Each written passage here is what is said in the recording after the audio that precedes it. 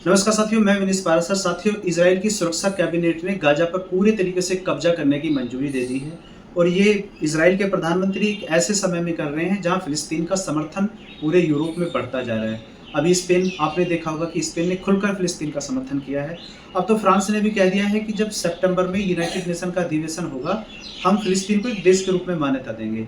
साथ ही यूके भी कहाँ पीछे रहने वाला था। यूके वालों ने भी बोला कि हम भी फिलिस्तीन को देश के रूप में मान्यता देंगे। और अब तो कनाडा ने भी खुल के बोल दिया है कि हम सितंबर में फिलिस्तीन को एक देश के रूप में मान्यता देंगे।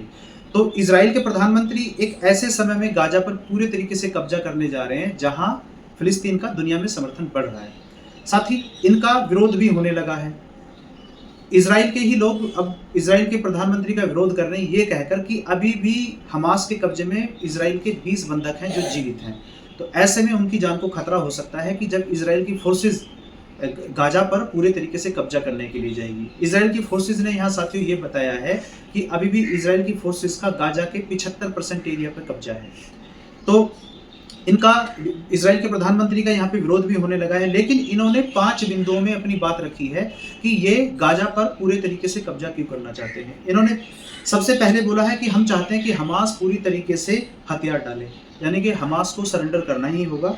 दूसरा, बचे हुए जो भी 50 बंधक हैं इजराइल के, यानी कि इनमें से बताया जा रहा है कि 30 मृतक हैं और 20 अभी भी जीवित हैं, तो 50 के 50 को हमास वापस इजराइल को दे।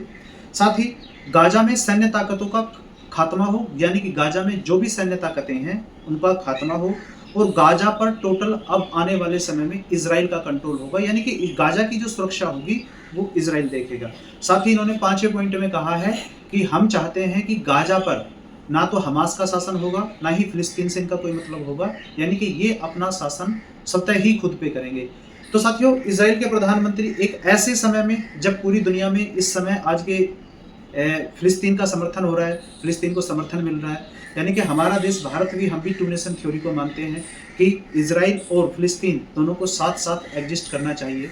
आने वाले समय में क्या होगा, हालांकि ट्रंप यूरोप के देशों से बहुत ज़्यादा गुस्सा है, फ्रांस से, यूके से और कनाडा से। कनाडा के लिए तो इन्होंने ये भी कहा था कि अच्छा, आप यदि फिलिस्तीन को एक देश के रूप में मान्यता दोगे तो फिर भूल जाइए ट्रेड डील, यानी कि मैं आप पे और भारी भरकम टैरिफ लगा दूंगा, क्योंकि डोनाल्ड ट्रंप का तो ये एक टैरिफ का ही बम रहता है। भारत के साथ भी इन्होंने 50% टैरिफ लगा दिए हैं।